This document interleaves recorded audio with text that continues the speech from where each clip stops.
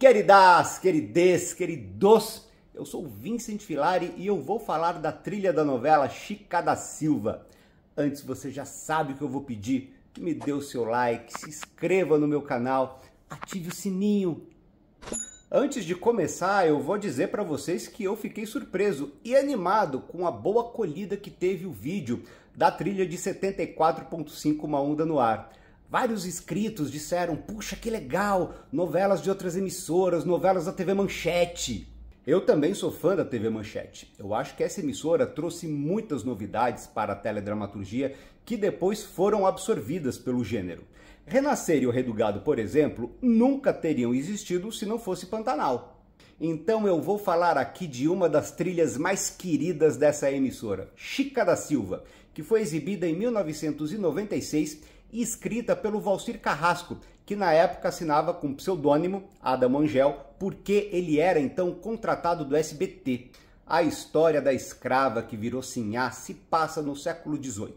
Na época, o Brasil, ainda colônia de Portugal, era um grande extrator de pedras preciosas, e sua principal fonte de renda eram os diamantes que eram descobertos nos garimpos pelos escravos. Entre as cidades com maior número de garimpos estava o Arraial do Tijuco, atual Diamantina, onde se desenrola a trama da Chica, que se tornou uma personalidade com grande influência política e social, o que causou escândalo na sociedade da época.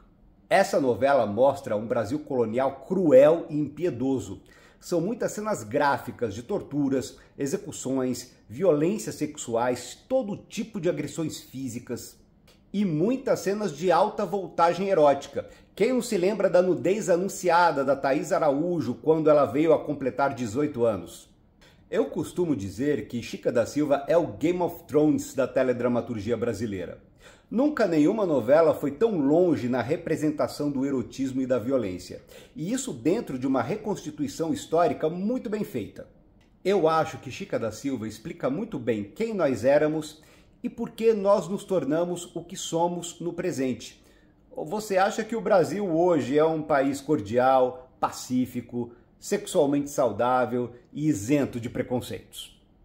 Muito se festejou na época a Thaís Araújo como a primeira protagonista preta de uma novela.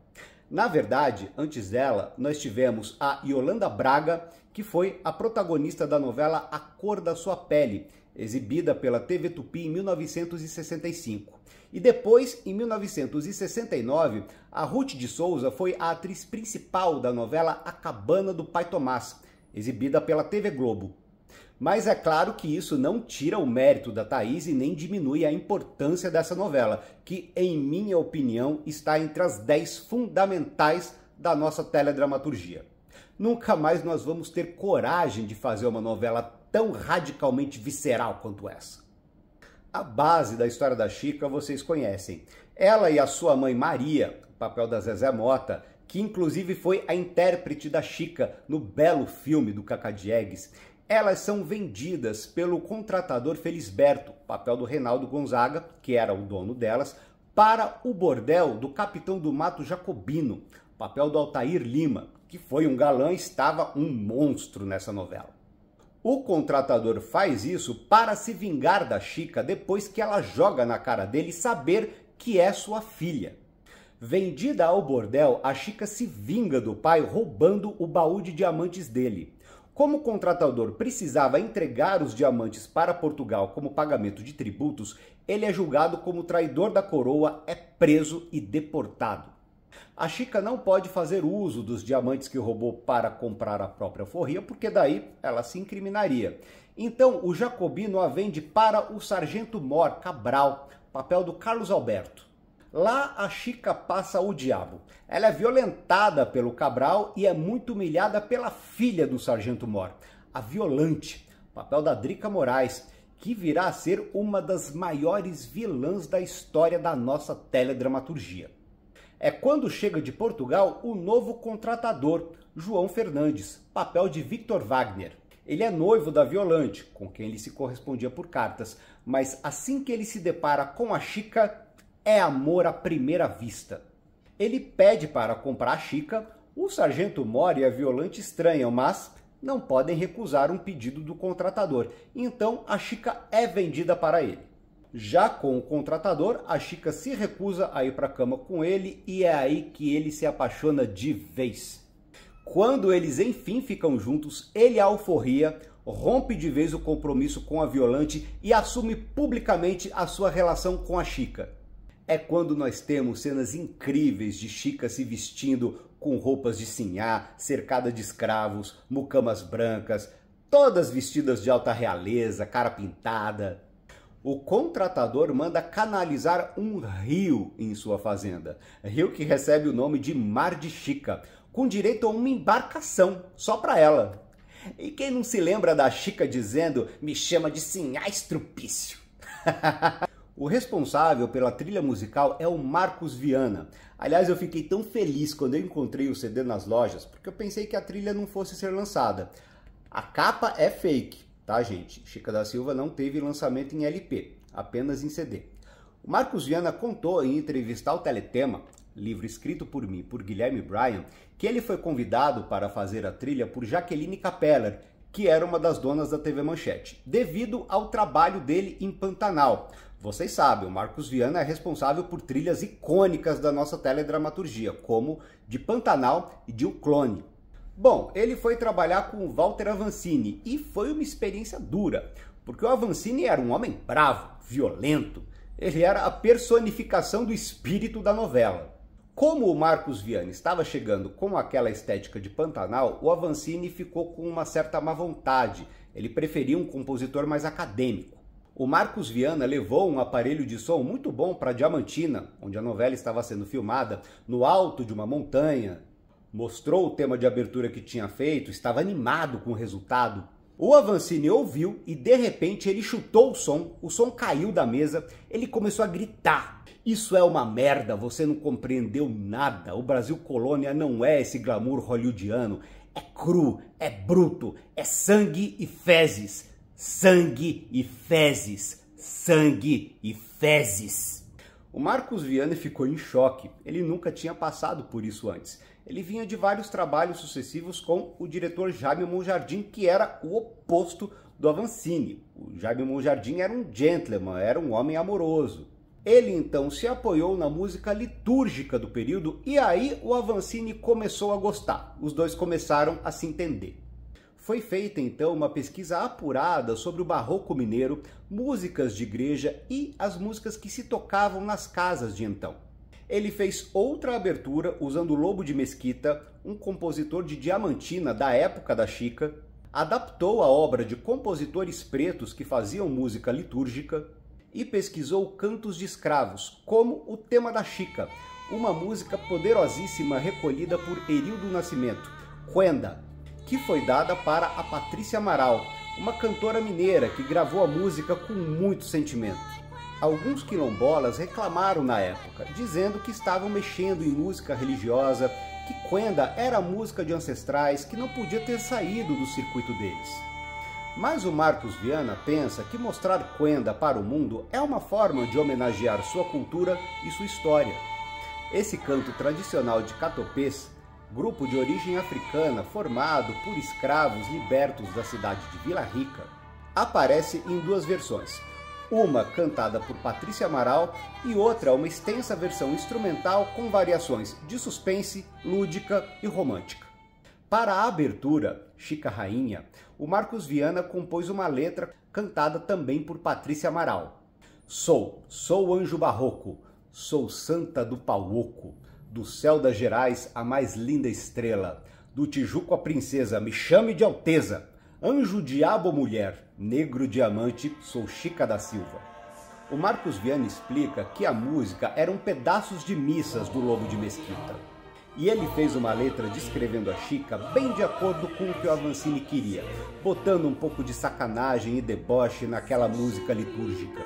Daí ele fez o resto da trilha baseado nessa música e em Quenda. Outro tema litúrgico do Lobo de Mesquita é Antífona de Nossa Senhora, música a qual o Marcos Viana acrescentou o Stabat Mater, prece católica do século XIII sobre música criada em 1736 pelo italiano Giovanni Battista Pergolesi. A faixa Canção e Lundu une a modinha No Regaço da Aventura, de Tomás Antônio Vieira, que é o notório poeta inconfidente Dirceu, contemporâneo da Chica, a Lundu, do poeta e jornalista José de Mesquita. E todas as demais faixas foram compostas pelo Marcos Viana. Sobre a Transfônica Orquestra, que interpreta as músicas do disco, o Marcos Viana explicou que foi uma ideia dele de misturar instrumentos acústicos com instrumentos orientais e percussão afro-brasileira, com instrumentos chineses, indianos, afro-brasileiros e eletrônicos. Nada mal. Para o amor de Chica e João Fernandes, o Marcos Viana criou Caco de Estrela, canção que foi gravada pela Zezé Mota. Achei um caco de estrela entre as pedras do riacho, e o meu anjo da guarda fez um pacto com o diabo. Minha vida de amargura em troca de uma coroa, pra mandar nesse Tijuco levando uma vida boa, ser rainha das Gerais, do Brasil e do mundo, escrava jamais. Só que a Chica, apesar de ser a mulher do homem mais poderoso das Minas Gerais, ela não foi aceita pela sociedade. Uma cena que me marcou muito é quando a Violante incita a população a atirar na Chica urina, pedras, lama, e a Chica encara tudo altivamente, sem se dobrar. Não sendo aceita, a Chica se vinga com crueldade de todos os que a humilharam e de todos os que a traem.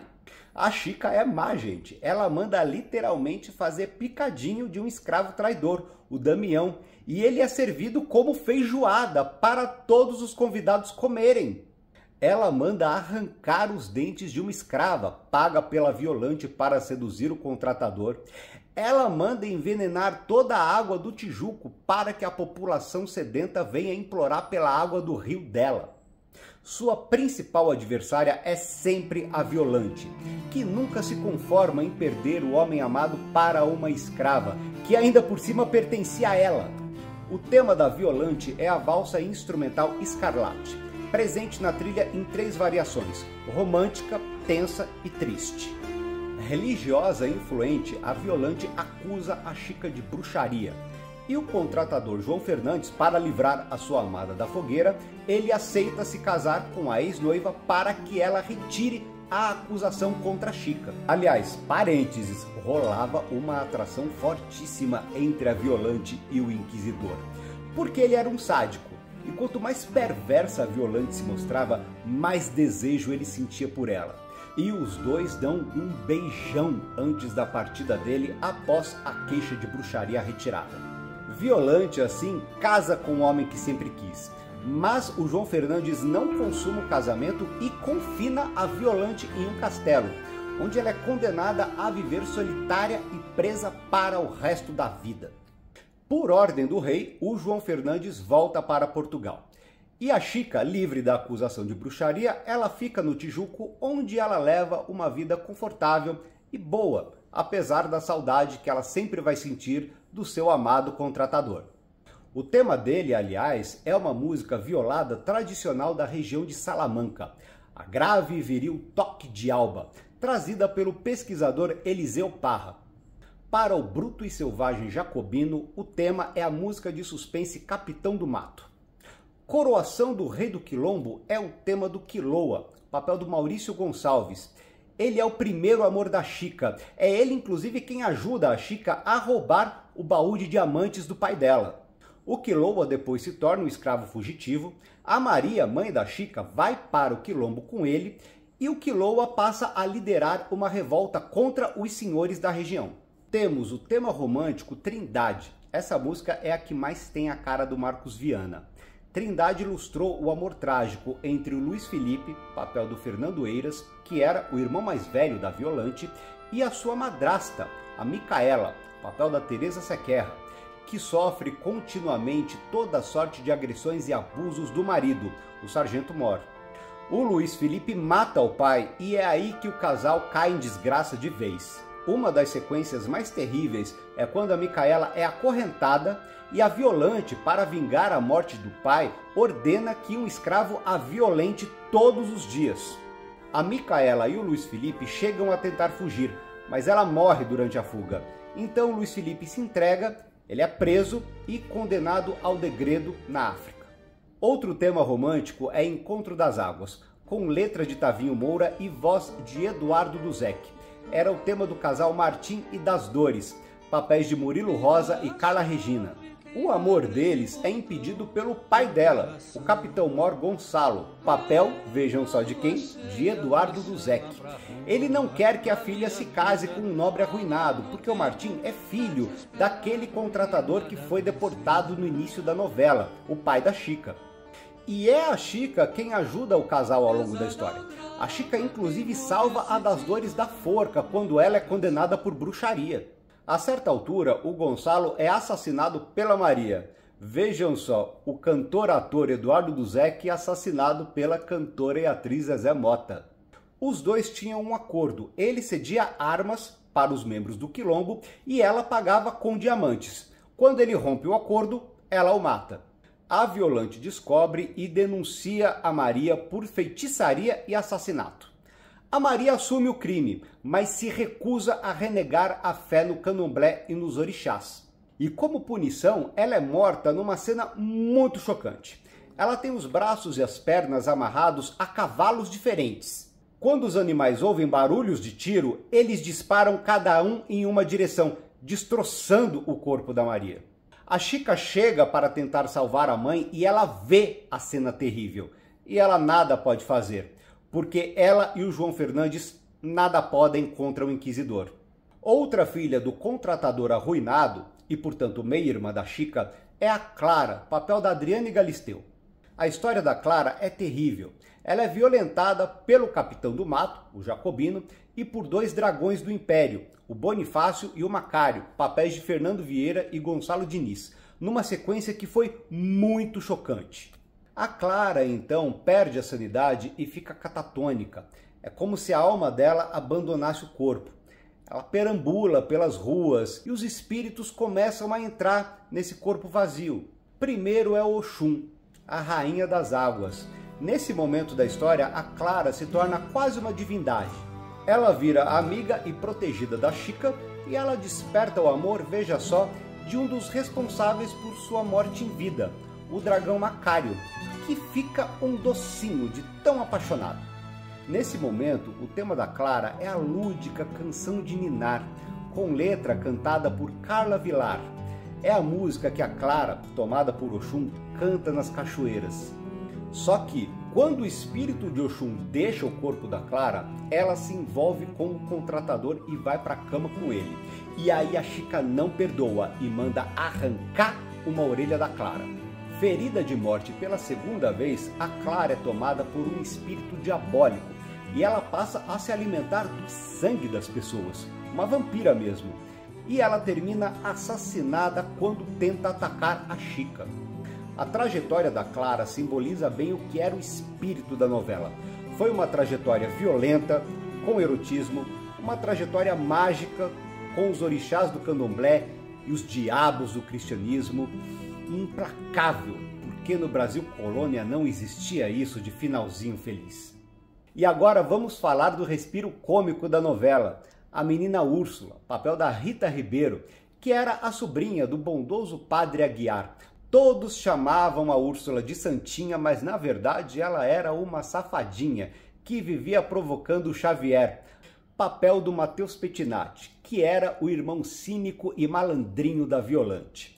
Ele vivia pedindo para a menina Úrsula para ela mostrar a ele os joelhinhos, o umbiguinho, os travesseirinhos, que era como ele se referia ao bumbum dela, tudo sob o pretexto de aprenderem mais sobre o pecado original. E o tema desses dois malandros que terminam juntos é a lúdica Travessuras. E também trazia leveza à história a adaptação do Allegro, do Concerto de Outono. Criado em 1723 pelo italiano Antonio Vivaldi e que embala as cenas de José Maria, papel de Guilherme Piva, um rapaz claramente homossexual chamado de Zé Mulher pelos demais personagens da trama e que se torna grande amigo e confidente da Chica. A história do José Maria é muito marcante. Ele é neto da bruxa Bem-vinda, papel da Miriam Pires. A Bem-vinda tem uma pensão onde mora a bela costureira Elvira, papel da Giovanna Antonelli. e a Bem-vinda quer de todo modo casar o neto com a costureira para abafar certos comentários. Enquanto o Zé Maria tenta ser o homem que a Elvira quer, sempre mal sucedido, a bruxa Bem-vinda ajuda a Violante em vários feitiços contra a Chica. É ótimo, porque a Violante acusa a Chica de bruxaria, só que é ela quem faz os feitiços. No final, a Bem-vinda morre e o espírito dela fica preso no corpo de uma cabra, enquanto o Zé Maria e a Elvira se dão muito bem em um trisal formado com o Paulo, papel do Del Garcês. É um escravo que a Chica dá de presente para o José Maria. O Marcos Viana concluiu a entrevista dizendo que acabou se adaptando ao jeito agressivo do Avancini e a coisa funcionou. De todos os seus trabalhos para a TV, esse foi o que mais exigiu pesquisa. Mas no final ele teve um grande prazer de fazer, e nós de ouvir. Chica da Silva foi o último grande sucesso da TV Manchete. O Avancini dirigiu ainda na emissora Mandacaru, drama sobre o cangaço no sertão brasileiro, e Brida, inspirada no livro homônimo de Paulo Coelho. Devido a uma greve de funcionários, Brida foi interrompida no capítulo 54, em outubro de 98, com um narrador contando o final dos personagens. Em maio de 99, as transmissões da TV Manchete foram encerradas. Foi uma grande perda para os telespectadores fãs das inovações, do arrojo e da coragem da teledramaturgia dessa emissora. Mas e você? Viu a novela quando passou? Viu a reprise no SBT em 2005? Você imitava a Chica? Você também é santa, ou santo, ou sante do Paoco? Conta pra mim! Beijão!